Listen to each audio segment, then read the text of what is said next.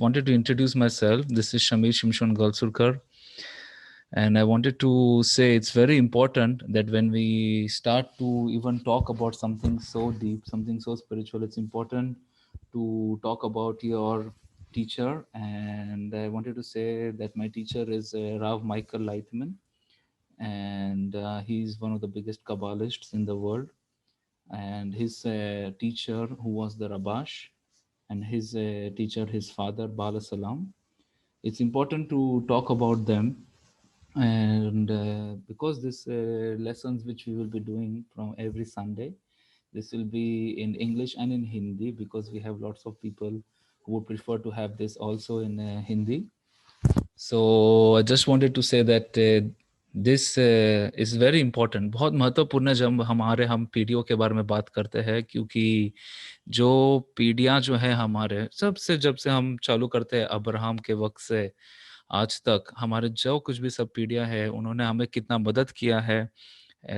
All the sages that we have of Kabbalah is from Abraham, and the holy Ari and Rabbi Shimon Bar Yochai, and all of these people have really played a big role in our spiritual life. So first of all, friends, we need to, before we even start to go into this lesson, it's very important that we clear out some myths about Kabbalah. बहुत सारे confusions है कबाला के बारे में. बहुत सारे हजारों सालों से लोगों के एक परसेप्शन है कबाला के बारे में, और ये हम बहुत महत्वपूर्ण है कि हम ये सब डाउट्स जो है ये क्लियर करें. And it is totally understandable why there is so much of confusion about Kabbalah, because it is such a hidden wisdom, and it has been hidden for thousands of years, and it's understandable that people have come up with their own imaginations.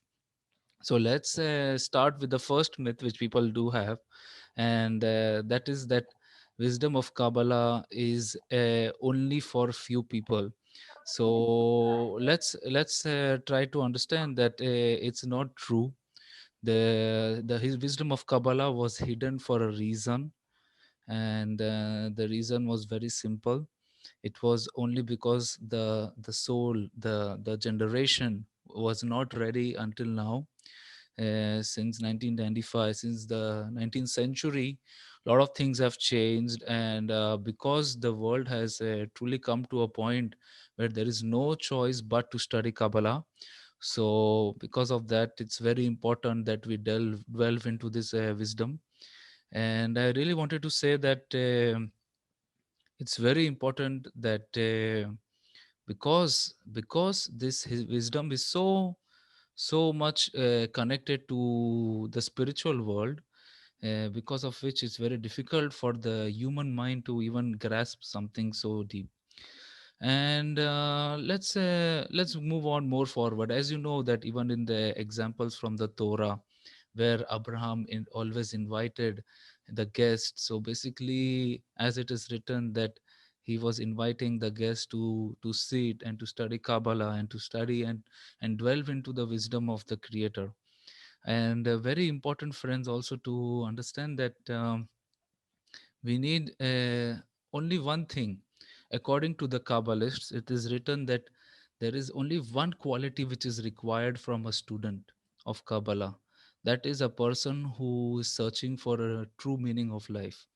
a person who is truly trying to understand where is he coming from, कहाँ से वो आ रहा है, किधर जा रहा है, किधर से वो आया है, every question, where he has come from, where is he going, where he is right now.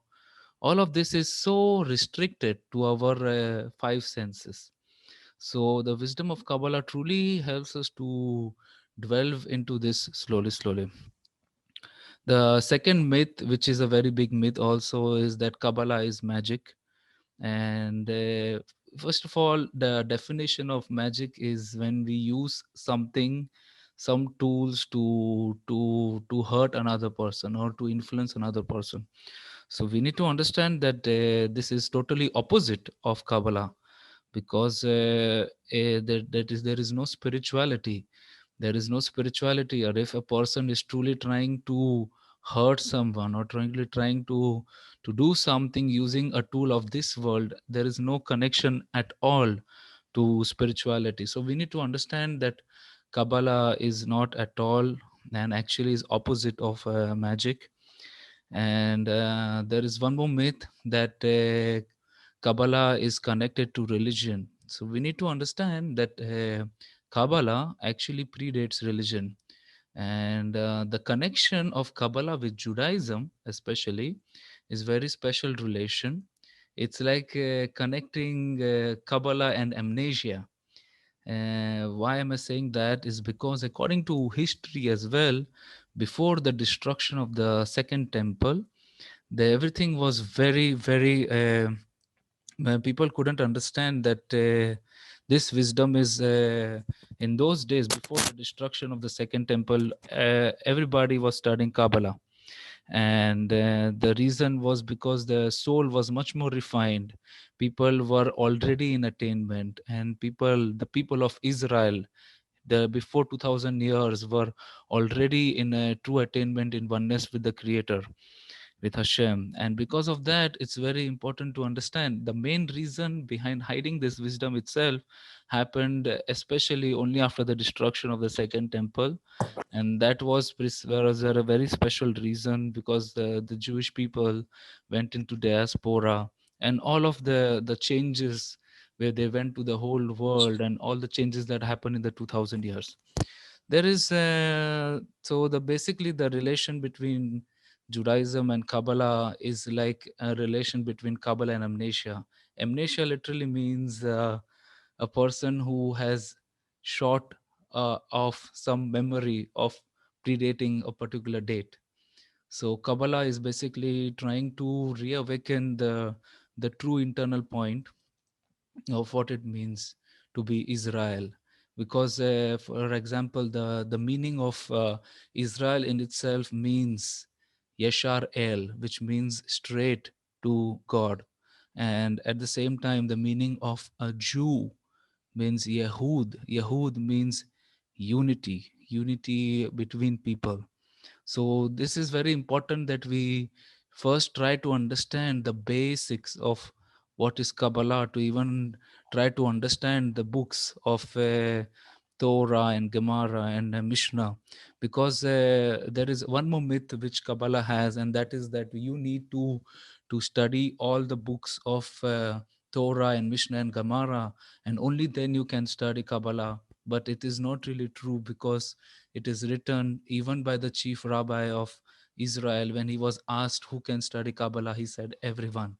He said everyone can study Kabbalah. Also, the holy Ari, the Rav Isaac Luria, and he even the books that he wrote were also opened up to the whole world. He wrote the book Etz Chaim, the Tree of Life. So all of these books are truly helping us to understand that this the wisdom of Kabbalah is something which is truly open for everybody, and so on. We need to understand something very important about Kabbalah, and that is that all of the books of Torah and Mishnah and Gemara, all of these books were written by the Kabbalists, but there is something which was truly hidden in these books. For example, when we are discussing about something from this world, let's say I'm going to try to make a drawing here to help us understand. And I hope everybody can see this drawing. And I wanted to explain that, for example, the Kabbalists have written these books in a very precise and in a very hidden manner. So let's say that, for example, in the Torah, it writes about the people of Israel moving out of Egypt. But when we think about it from our five senses, from our usual perception, we try to understand it in a very simple way. But the Kabbalists, when they wrote it, when Moshe Rabbeinu and when Rabbi Shimon Bar Yochai, who wrote the Holy Zohar, when they tried to write it, this was not written truly for that reason. They were truly trying to talk about the upper world. As you can see, friends, that I have made here a drawing of these two worlds, which is the lower world and the upper world. So when we in this lower world are trying to read something from the Torah about the people of Israel, about the books, about the wars, about the angels, and everything, it's truly from a very small perception of reality. So, in order for us to truly understand, we need to go much more deeper. And because it is restricted for us to even try to understand what is this upper world, as I said in the beginning, that we have no sensation about this upper world, and all the actions that we do in this life, we do not influence at all the upper world, because there was a specific reason why there is no influence over there. So we need to understand that even before we start to even delve into the wisdom of Kabbalah, it's so important that we first try to understand the basics. So this is one of the myths, and a very very famous one, which I really like a lot, is that Kabbalah makes you go mad. I'm sure many people they do believe that, but it's not at all true. We need to understand that.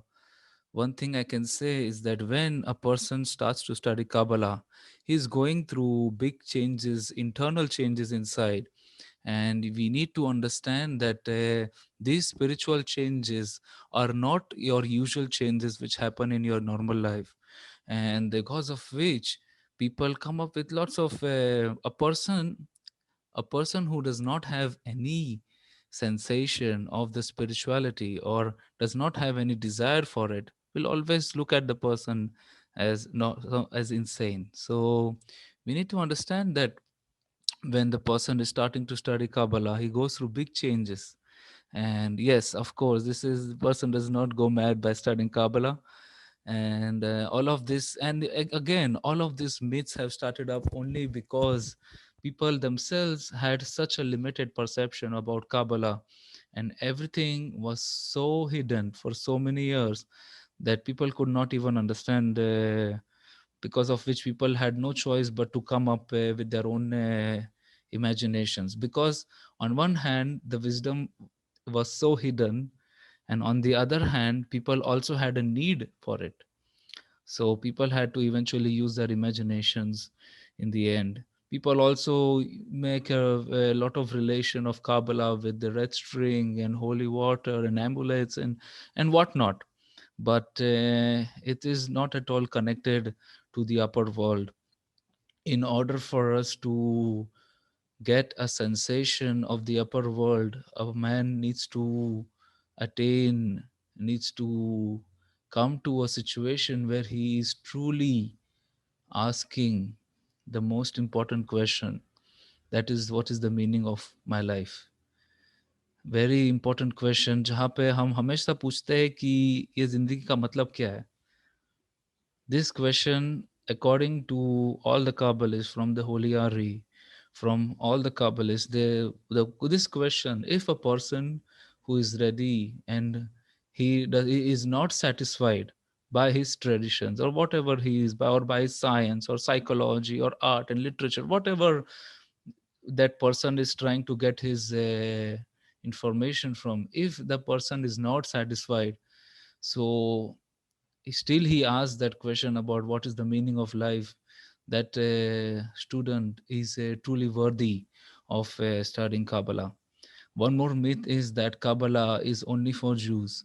Um, they know in the Torah there is such an important aspect where it's written that we, the people of Israel, we need to be a light to the world.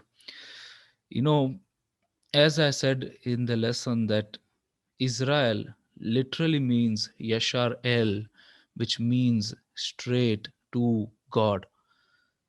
We need to understand that our purpose in today's world as the people of Israel, as the Jewish people, Jew, which literally means unity, Yehud, is a very special role. We, the Jewish people, the people of Israel, need to unite, and we need to bring this light to the world. Because in the end, every person in this world has a purpose that need to be fulfilled, and we have a very special role in that. So we need to understand that it's very important to understand that Kabbalah is for everybody to study.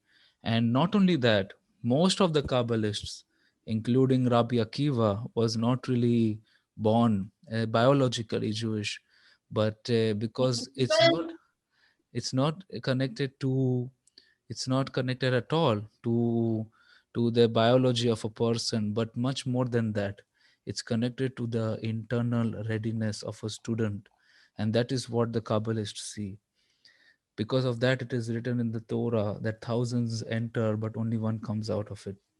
We need to understand that Kabbalah truly helps a person to have a life which helps him, a person, to understand how this reality works.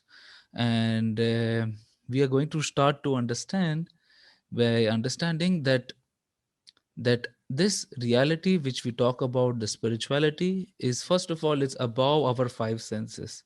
So I'm going to try to make a drawing where I can explain what the Kabbalists are trying to explain us, that before there is this point of Ein Sof, as we know that this point which is called as Ein Sof, and then this upper light, this spiritual light, as we can see the upper world over here, this spiritual light, we call it Hashem, has truly reduced himself and brought himself to a point and built this five spiritual worlds.